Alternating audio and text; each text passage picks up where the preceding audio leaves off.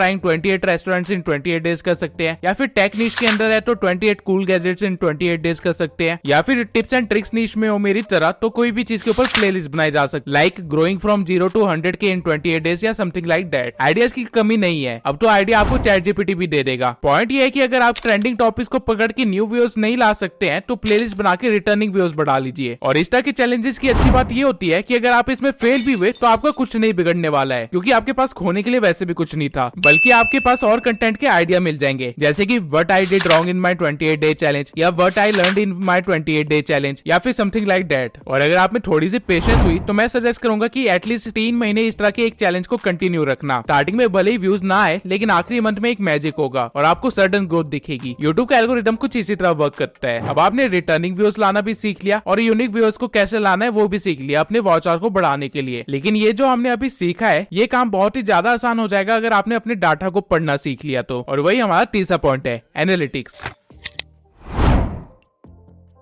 किसी भी social media का सबसे बड़ा सच है डाटा, और जो डाटा कह रहा है उसे समझो और वही करो तो तुम्हारा काम खुद ब खुद सोशल मीडिया ही कर देगा। और यूट्यूब की ये बहुत ही अच्छी बात है कि वो आप लोगों को बहुत ही ज्यादा डाटा प्रोवाइड करता है। मैंने पहले भी कहा था और मैं दोबारा से रिपीट करूंगा, जो चीज सोशल मीडिया पे पहले वर्क कर चुकी है वो दोबारा वर्क जरूर करेगी। लेकिन अब आप कहोगे कि इस चीज का डाटा यूट्यूब कहाँ प्रोवाइड करता है, तो जवाब है प्रोवाइड करता है। आपको सबसे पहले अपने एनालिटिक्स में जाना है यूट्यूब स्टूडियो के, और फिर कंटेंट वाले टैब में जाके how viewers find your videos पे जाना है। यहाँ पे आपको यूट्यूब सर्च वाले आइकन पे आना है and you will get all the keywords on which your video and channel is ranking. अब जो कीवर्ड्स आपके चैनल के लिए पहले से वर्क कर रहे थे, अगर आप उन कीवर्ड्स के ऊपर और वीडियो बनाएंगे तो ऑब्वियसली वो वीडियोस चलेंगी और आपको और भी ज्यादा व्यूज मिलेंगे, क्योंकि लोग आपको ढूंढ ही उस कीवर्ड की वजह से पा रहे हैं। जैसे कि मेरे केस में आप देख सकते हैं, मेरे चैनल नेम के बाद यूट्यूब ऑटोमेशन और कैपकट वीडियो एडिटिंग की वजह से लोग मुझे ज्यादा ढूंढ पा रहे हैं। और जब भी मैंने इन टॉपिक्स के ऊपर वीडियो बनाई है तो आप खुद देख सकते हैं कि उन्होंने कितना अच्छा परफॉर्म किया है। आपके पास अगर पुराना चैनल है जिसपे थोड़ा सा कंटेंट डला हुआ है तो आपके पास ये डाटा भी होगा। और बाय चांस अगर आपका चैनल टोटली नया है तो आई विल प्रेफर कि आप ट्रेंड चेकिंग का ही इस्तेमाल करें। नाउ एनालिटिक्स में ये इकलौता फीचर नहीं है जो कि आपके काम का है, बल्कि यूट्यूब सर्च टैब के साइड में ही आपको सजेस्टेड वीडियो दिखेगी, जहाँ से ये पता चलता है कि आपकी वीडियो किस वीडियो के बाद सजेस्ट की जा रही है। अब मैक्सिमम वीडियोस तो वही होंगी जो कि आपने क्रिएट की है और उसी के बाद आपका कंटेंट सजेस्ट हो रहा होगा, लेकिन स्टिल उसके बीच में कहीं ना कहीं कुछ वीडियोस ऐसी भी होंगी जो आपने क्रिएट नहीं की है। आपको इसी तरह की वीडियोस ढूंढनी है। फॉर एग्जांपल मेरे डाटा में मैं वॉइस ओवर वाली वीडियो के बाद सजेस्ट हो रहा हूँ। इसका मतलब ये है कि अगर मैं वॉइस ओवर से रिलेटेड कुछ भी वीडियो बनाऊंगा तो उस पे अच्छे व्यूज आने के काफी ज्यादा चांसेस है। तो मुझे टॉपिक ढूंढने में ज्यादा मगजमारी नहीं करनी है, जो डाटा कह रहा है बस वही करना है और इंप्रेशन अपने आप आ जाएंगे। नाउ मैंने आपको डाटा के हिसाब से टॉपिक ढूंढना सिखा दिया, यूनिक व्यूअर्स को लाना सिखा दिया, रिटर्निंग व्यूअर्स को सस्टेन करना भी सिखा दिया। इसलिए अगली स्ट्रेटेजी पे बढ़ने से पहले मैं आपको एक कोट बताऊंगा, जो जितना दिखता है वो उतना बिकता है। हो सकता है आपके वीडियोस वगैरह सब अच्छे हो और आप कोई अच्छी सी स्ट्रेटेजी भी फॉलो कर रहे हो, लेकिन